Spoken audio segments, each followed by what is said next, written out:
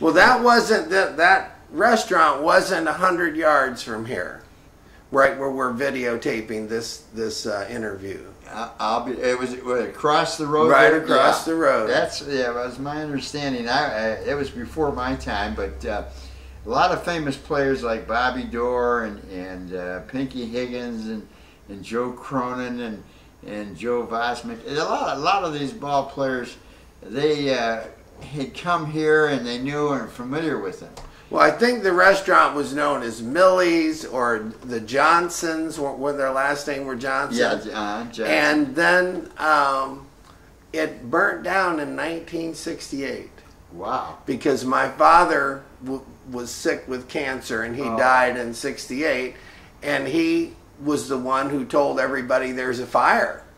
And he apparently, through the reflection in the window or something, could see a fire, and there was a fire over there. So now we have a lot of material to cover, so I will just go ahead and shift over, if you don't mind. Yeah. Is there anything else you wanted to say before we do that? No, I think that's... Okay, I'm going to just pause for a second here. So this is some of the material that Kent has brought, and the first pictures are... go ahead, Kent. This is... All right. The picture, the top picture here is of Thomas Mann. And he was the first homesteader on Longboat Key. He proved up in 1891. And he was a native of Indiana, I believe Noble Township in Shelby, Indiana. And prior to the Civil War, he took his family and they went up to Minnesota in Stearns County. And it was Thomas Mann? Thomas Mann, yes. Right. Mm-hmm. And the first official settler that we know of, a European. There were probably camps of Spanish back in the days when the Cuban fishermen came up here. They had ranchos, but this was the first settler at the north end of Longboat Key. Yes. And you had to live on the property at least 5 years in order to qualify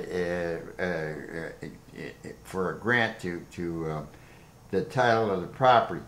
Now, he claimed an area that, when the surveyors got finished, that comprised 144 acres, more or less. And it covered from the Gulf to the bay. So essentially, what became the Long Beach Village was on his homestead. Now, this second one is a picture of his house. Yes. Now, would that be him sitting there? Yes, that's Thomas Mann sitting there on the left, and that's a picture of the house.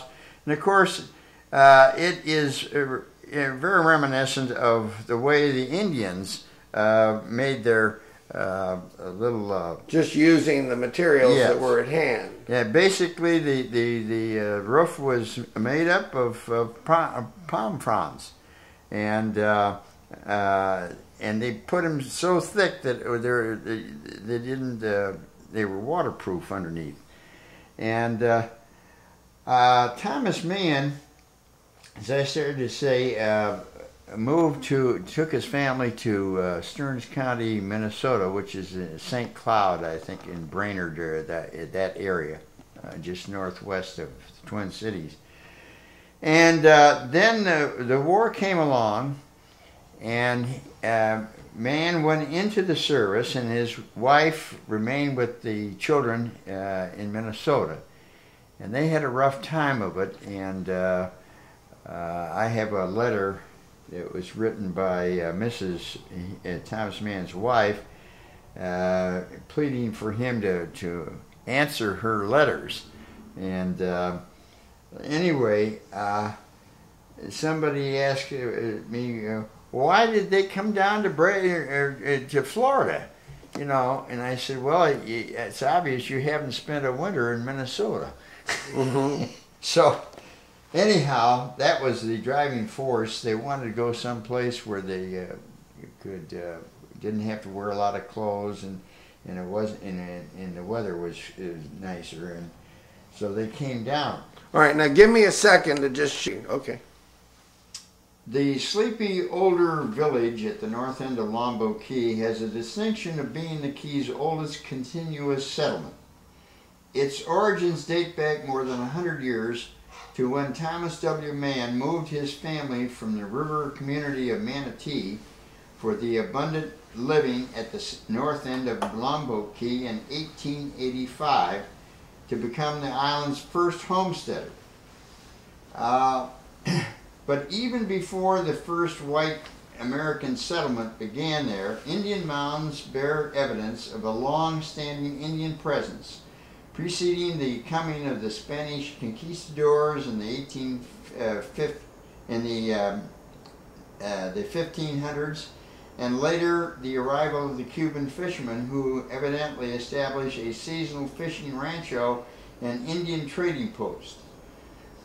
Florida's barrier islands and coastal shoreline were important to the Cuban fishermen and coasting mariners as a base for fishing operations because of the ready source of drinking water from shallow wells or flowing artesian wells. The first tangible evidence of Spanish presence at the north end of Longboat Key was uncovered in 1941 by Gordon Whitney, founder of the Whitney Beach Resort in the mid-1930s, while building a driveway for his home on Bayou Hammock across Bishop's Bayou from Whitney Beach. Whitney unearthed 2 bushel baskets of mineralized wood and scraps of metal, later deemed to be the remains of a Spanish scout boat, presumably that of Jan Anesco, the Hernando de Soto's advanced scout, whose boat reportedly wrecked in this area the year before the Spanish conquistador made his historic landing at or near the mouth of the Manatee River in May of 1539. Carl Bickle, the former president of United Press Wires Service and author of the entertainingly authoritative book Mangrove Coast, believed that Hernando de Soto's advanced scout Juan Anesco and his crew were the first white men to explore the Sarasota and lower Tampa Bay area in 1538 and probably recommended the site for De Soto's landing the following year. Following the conclusion of the Second Seminole Indian War in 1842, the United States government continued to pursue its Indian removal policy while opening up most of Florida's peninsula previously reserved for the Indians for settlement under the Armed Occupation Act. American settlers soon began moving into the former Indian reservation south and central Florida, pushing those remaining further south into the Big Cypress Swamp and the Everglades. The movement of settlers south into what became the sprawling Manatee County followed 2 paths.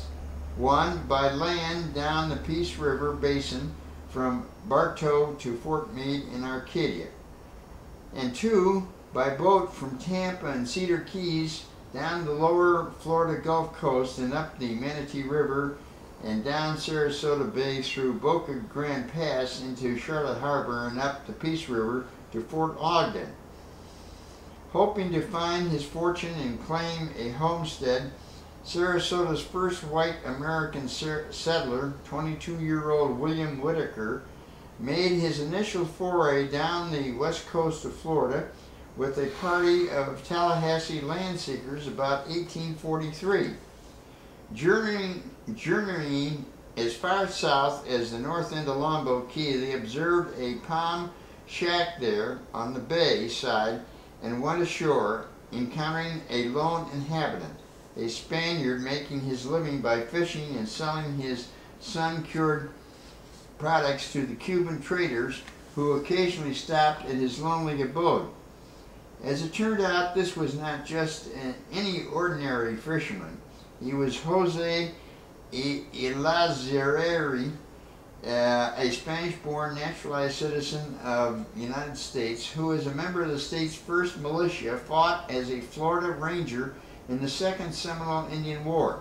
He also served as a territorial assemblyman from the Monroe County, which includes Key West, in 1841 to 42, and was a temporary customs appraiser at Key West in 1839, a position he later sought for the Tampa Bay area while fishing out of Longboat Key. Later, both Arzardi, I'll have to master that, and Whitaker would wind up filing claims for homesteads across Sarasota Bay in today's Sarasota at the conclusion of the Second Seminole Indian War in 1842. While Elazardi failed to prove up on his claim, Whitaker, joined by his half-brother Hamlin V. Schnell, earned title to 199 acres at Yellow Bluffs on what is now Whitaker Bayou, a quarter-mile north of today's Van Wezel Theater of Performing Arts. Whitaker became Sarasota's first white settler by living and farming on his claim. This was no easy task, as Whitaker would discover, when on the evening of September 22, 1848, a severe hurricane roared in off the Gulf of Mexico, washing over Longboat, Lido, Siesta, Anna Maria, and Egmont Keys, and all barrier islands before slamming across the Florida mainland. In its wake, 2 passes were cut through barrier islands off the then giant Hillsborough County: Johns Pass at St. Petersburg Beach and New Pass in Longboat Key. Hunkering down that night in his log cabin on Yellow Bluffs, William Whitaker rode out the hurricane as the high waters, driving rain, and roaring wind gusts swept waves over Longboat Key and across Sarasota Bay, lashing the banks of Yellow Bluffs on Whitaker's Bayou and blowing down trees all around. Recalling the events of that harrowing night, pardon me, Whitaker told his children years later, "I didn't believe I would live through the night. The logs and the wall groaned as they were in agony. Every minute I thought they would be tumbling down on me." The next morning the hurricane had blown by, and as Whitaker emerged, he gazed out across Sarasota Bay toward the sandy beach on Longboat Key. But where he kept his fishing nets, all he saw was open water of a new channel to the open Gulf that had been cut through the island, severing the lower end of Longboat Key from Lido Key. Whitaker called the new storm-forged channel, quote, New Pass, a name that persists to this day. So this is part of a book that this will be a chapter in a book that you're working on? Well, it was. I never finished it, and unfortunately, I'm afraid that age is not in my favor. All right, well, let's take a break for a second.